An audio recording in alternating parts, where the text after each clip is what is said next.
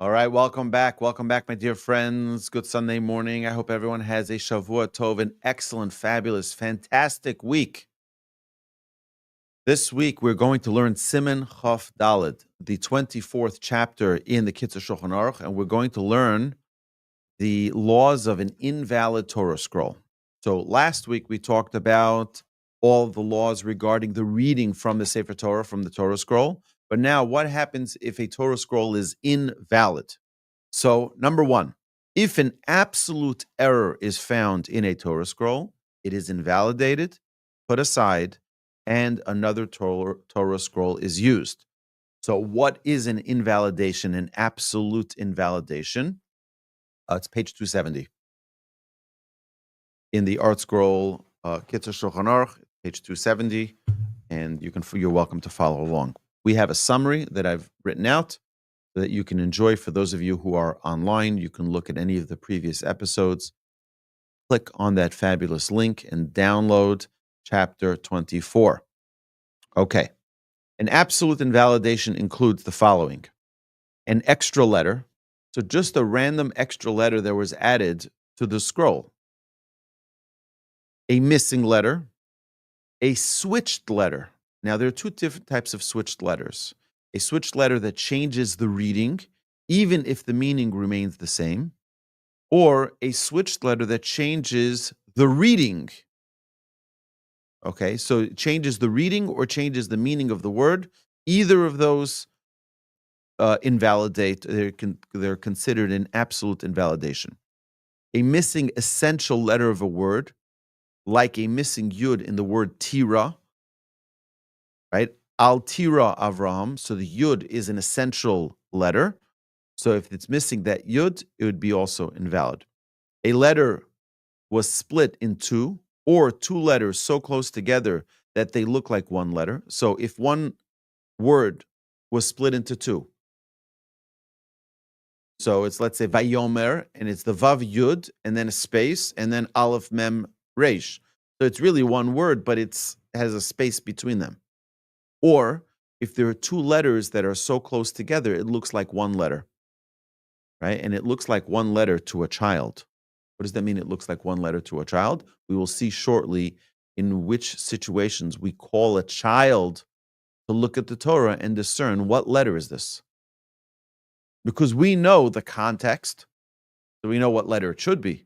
But the child will just see the letter for what it is and be able to identify it, or not be able to identify it, and then it would be rendered an invalid Torah scroll. An extra word is found, or a word is doubled.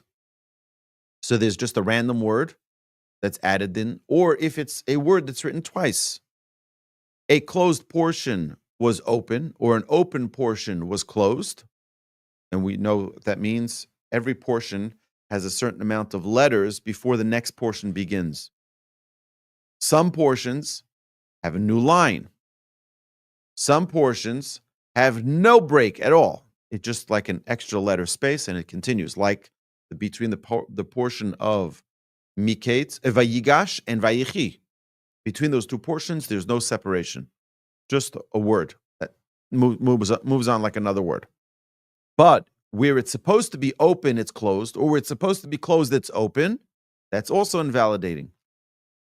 Additionally, is a space was added where it wasn't warranted. Okay, so now we know between each of the four of the five books of the Torah, so we have between Genesis and Exodus, between Exodus and Leviticus, between Leviticus and Numbers, and between Numbers and Deuteronomy, there's always four lines separating between them. Okay. What's if there's four lines just between a random verse, one and the other? That would be invalidating. So if the mistake or of the switched letters does not change the reading or meaning, a replacement Torah is not needed, since such mistakes are not guaranteed to be corrected in the replacement Torah. Okay, so I made a little error there in my typing it out, but if there's certain mistakes that don't change the meaning, don't change the reading, we don't know. There's no guarantee that in the replacement Torah it's going to be better. So therefore, now again, today you have to understand, today with 2025, we have unbelievable technology, which is used for this specific matter. Almost every single Torah scroll that you will find goes through a computer scan. It goes through a scan with OCR, with optical character recognition, where it will identify every single letter. It'll tell you if it is indeed including every letter that needs to be there, or if there's any letter missing, if there's any letter duplicated. The computer will identify every mistake. It knows exactly what letters are supposed to be there, and those are the only letters that are there. Another thing is that there used to be, how is a Torah scroll written? How is a Torah scroll written? A Torah scroll is written by a scribe. Scribe needs to be a righteous, pious Jew. And they're only allowed to be doing one thing. They can't be listening to heavy metal. They can't be listening. They have to be focused on their writing. How do they write? They write from an existing kosher scroll. They can't be writing just by heart, by memory. They must be writing it from an existing. So they have another scroll there. They're reading letter for letter and writing it out. Now, sometimes that can result by mistake in writing a duplicate word. You didn't realize that you wrote Vayomer and you wrote Vayomer, Vayomer. You wrote it twice. That would invalidate the scroll. Right now, sometimes you don't realize it till you're reading the Torah portion in synagogue after the Torah scroll was already dedicated. The Torah scroll is already in use, and suddenly you realize there's an extra letter. So these are things that are important to be evaluated in advance to ensure that such mistakes are not present. Now, two letters that look attached, and it seems the attachment came about after the scroll was written. It is kosher provided that the letters have not changed form. So, for example, I'll give two examples here that the halacha brings. However, if it seems that it became connected at the time of writing, like a final nun, you know how a final nun goes, it's a long letter, it's a straight line down, that was touched by the previous letter tav, which has an extension out of its leg. You know how the tav looks? So that means the tav was written properly, and then the nun was written on top of it. Okay. So the tav protrudes leftward. This is invalid and may not be used until it is repaired during the weekdays. So we have to understand that on Shabbat, we are not allowed to correct a Torah scroll. We are not allowed to make any adjustments to the scroll on Shabbos. Can't erase. It's a biblical prohibition, one of the 39 fundamental prohibitions of Shabbat. You're not allowed to edit or correct or erase a letter, a word in a Torah. You can't write on Shabbat either. So what happens? If it's on Shabbat, you cannot make these corrections on Shabbat. It needs to be done during the weekday. Now, if the letter after the tuf was a vav, so it's not a long line down, it's a shorter line down, which is straight but not long, it is assumed that the damage occurred after the Torah was written, and it is rendered kosher, and a replacement is not needed.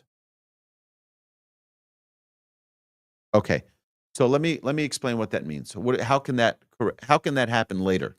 So you have to understand how ink works on parchment. The way a Torah scroll is written is you need to have hide from a kosher animal.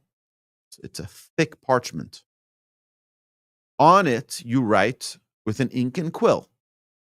That ink does not, like the ink that we use and the paper that we use, the paper absorbs the ink. But on a parchment, the parchment does not absorb the ink.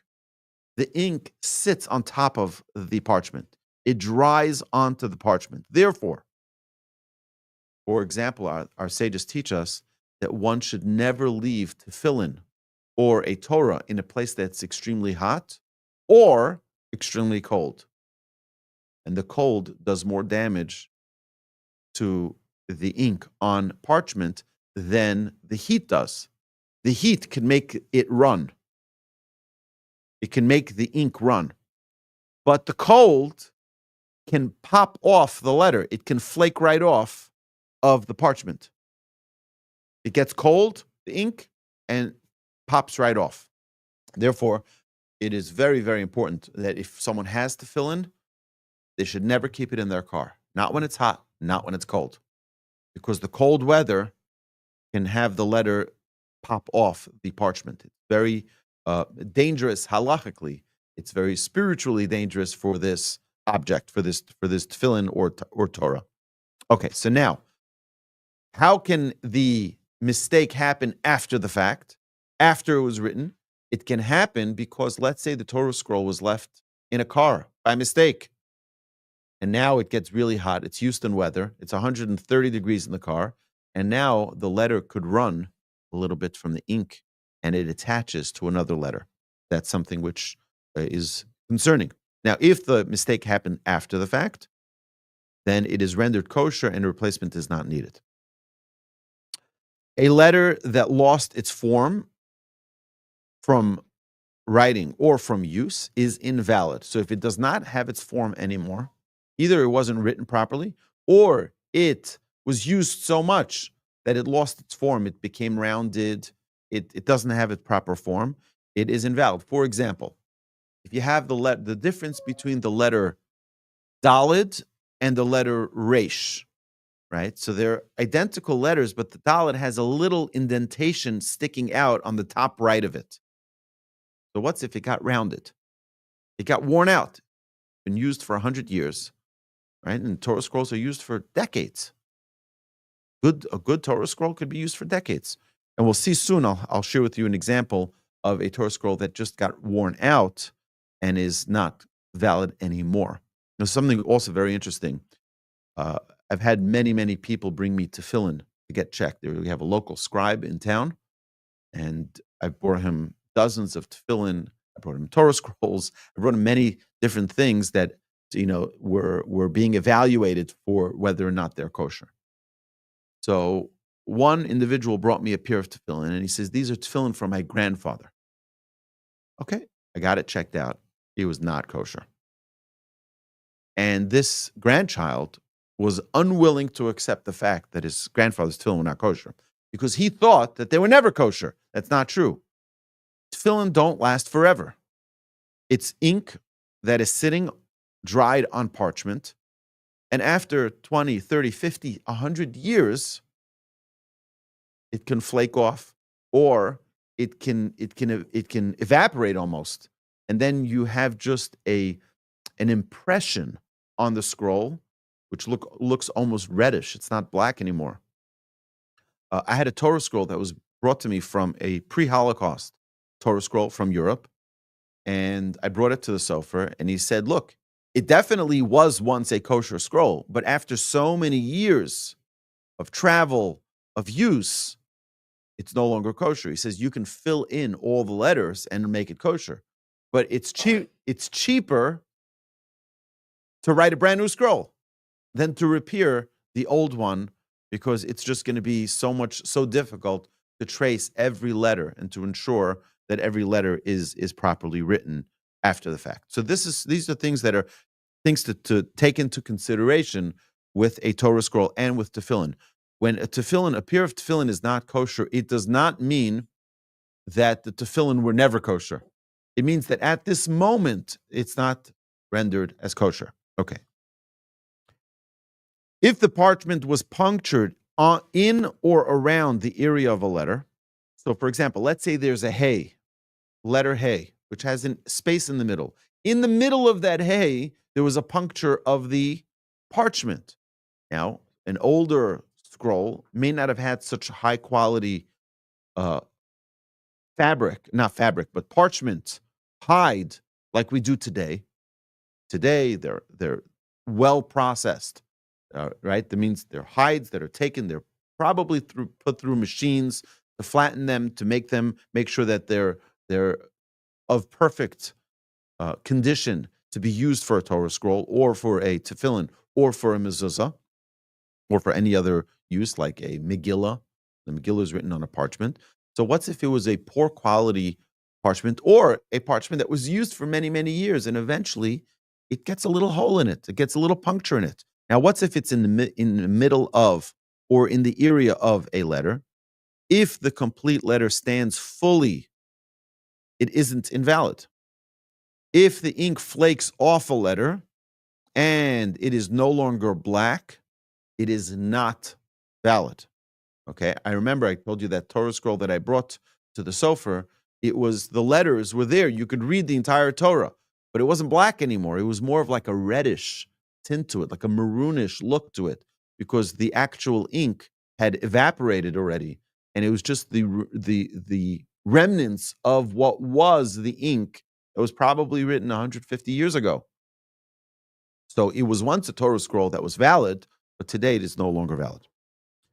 Number 8, if there is uncertainty about whether a letter retained its form or not, it should be shown to a simple child who knows the alphabet. Why simple child? Not a brilliant child. Don't bring the smartest kid who will be able to understand the context, right? Who cannot, specifically a simple child, who cannot deduce the context. And if he reads and identifies it properly, it is kosher. Otherwise, if the child cannot decipher it, it's unfit for use. Okay, so if you bring the child and you say, what letter is this? And he says, this is shin. And really, it's not a shin. It is an ayin or whatever. They make a mistake on the letter. So if the child can't properly deduce it, we assume that the mistake is invalidating of that Torah scroll. Invalidating that Torah scroll. Number 9, if multiple children were asked and there is disagreement, you follow the majority. So let's say they bring in 10 children into the synagogue and 6 of them say that it's one letter, the correct letter, and 4 of them say that it's a different letter, the incorrect letter. You follow the majority and vice versa. Number 10, the child is only asked if the adults themselves cannot clearly discern the letter. But if the adults realize the error, like the yud of an ayin that separates. So an ayin is written, it's like this, okay? And then you have a yud that is attached to it. So that's the ayin. Okay, for those of you online, that might be reversed. Okay, so if you have that, what happens if this yud that's attached becomes detached? Okay, so now it's 2 separate letters. So if the adults are able to see that mistake, you don't need to call a child. Even if the child will say, yeah, that's an ayin, we see that they're not connected, it still is invalid. Okay, you don't bring a child for every situation. It's only if we don't know whether or not it's valid or invalid, or whether it is identifying of the correct letter. So, continuing number 10, the child is only asked if the adults cannot clearly discern the letter. But if the adults realize the error, like the yud of an ayin that separates, even if the child correctly reads the letter, it is still invalid. Number 11, when showing the letter in question to the child, the preceding letters are covered, but not the following letters. The reason the preceding letters are covered, because the child could then just say, oh, he reads the whole word and he knows it. It makes sense, even if he doesn't know what letter it is, but he knows that the Vayomer is written like that. So this mem, which looks like a test or looks like a different letter, he'll be able to deduce it from the context. Therefore, the previous letters are covered, but not the following letters. Number 12, if the parchment has a puncture by a letter, and we are unsure that the letter is the correct one, we cover around the letter and ask the child to disclose what he sees that letter alone. Now, sometimes the parchment may be punctured, but it is held together by the ink. The ink is sort of like the glue that's holding it together. The same is with a letter that had flaked ink, where the impression remained, you cover the surrounding letters and you ask the child. Number 13.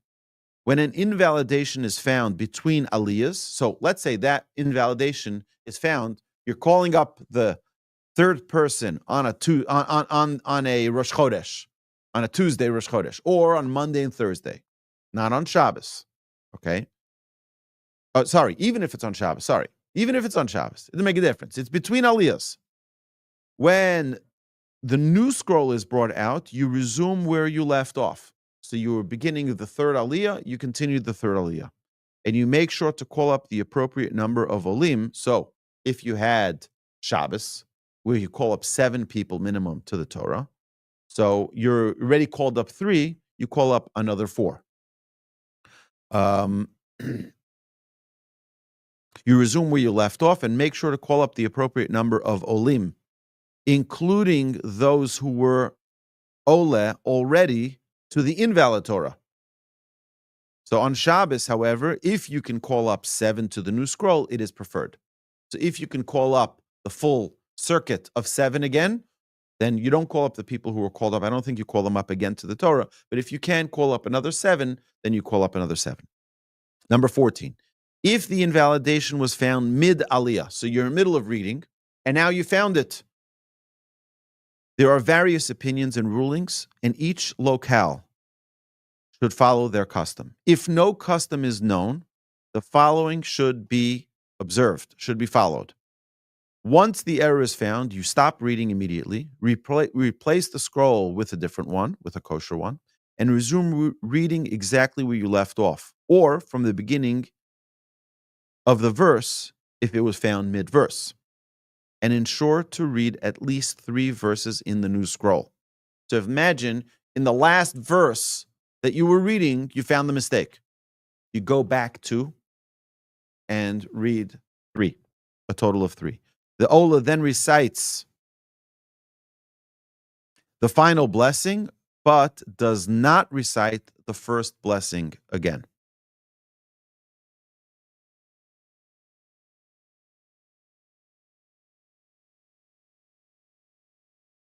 All right, number 15.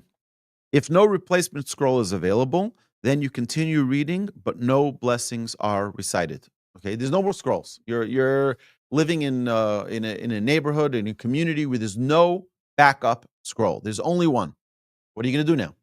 You continue reading. You have to read the Torah. We mentioned last week that if you don't have a Torah scroll, you read it from a chumash, right? So this is no different than reading from a chumash, but nobody recites any blessings for the Torah.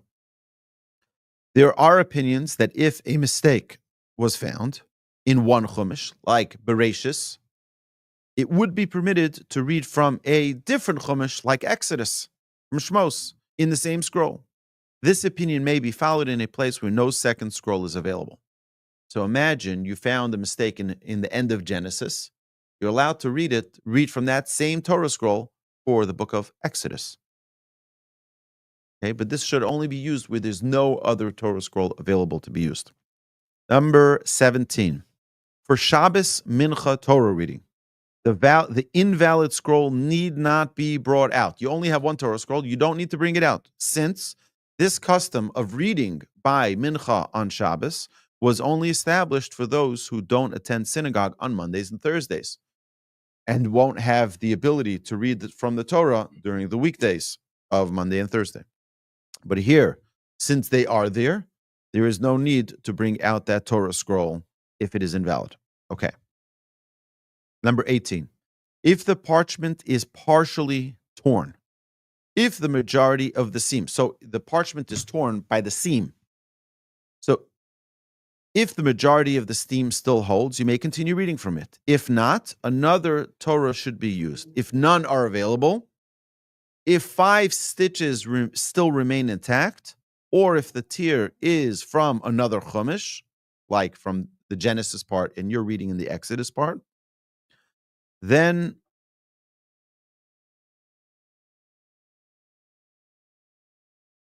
even if only 2 stitches remain, it may be used. Okay, now here is a very important piece of the final parts of this siman. Okay, the final parts is, what do you do if there is fat or wax covering the letters of the Torah. Now, why would there be wax or fat? Well, remember, electricity wasn't common 200 years ago or 100 years ago. So how would people learn from a Torah? They would use a candle at night and they would read from the Torah. But what happens from candles? There's wax or fat, and that would drip on the Torah. So now it's not necessarily rendered invalid. Let's see. If wax or fat was found on a letter during the weekdays, it should be removed immediately. If it is on Shabbos, if the wax was in an area that is not being read, it does not invalidate the entire scroll and may be used. So if it's not in our portion, but we see that in the portion right before, there's wax there, it does not invalidate the Torah scroll. If it was on an area to be read, if the letters are visible through the wax, it may be used. Because we remember, previously we mentioned that you cannot read from the Torah scroll by heart, ever. You're not allowed to read from memory. You're not allowed to read by heart with your eyes closed. Someone who's blind cannot read from the Torah. And someone who has a great memory and doesn't know how to read shouldn't either read from the Torah scroll. You must read the words from the Torah. So if it's visible through the wax or the fat, then you can continue reading from it and it's not considered invalid. It may be used. If the letters are not visible through the wax, one may try to remove the wax through an unusual manner on Shabbos. That means, for example, such as bending the parchment for the wax to pop off. So if you scroll a little bit, the wax could pop off. So you can try to do that. But you can't directly go and try to take it off on Shabbos because that is a prohibition. If the letter remains unreadable, since it is forbidden to read Torah by heart, the Torah scroll is rendered unusable and invalid. Number 20, when removing the wax on the weekdays, extra caution should be used not to damage the letters beneath, especially if it has the names of Hashem. So if it has the name of Hashem and now you scratch it off and you erase the name of Hashem, that's a biblical prohibition. You're not allowed to erase the name of Hashem. So what do? How do you remove the wax during the weekday? What they do is they would warm up the parchment a little bit, and then it'll melt the wax easier than it'll melt the ink. Again, you got to be careful because the ink is also very sensitive to heat. So you got to be careful that it just be very, very cautious to warm up the wax, and then you can scrape it off or rub it off gently and without invalidating the Torah scroll. My dear friends, this concludes Siman 24, the laws of an invalid Torah scroll. And my dear friends, I look forward to our next session. Ask away.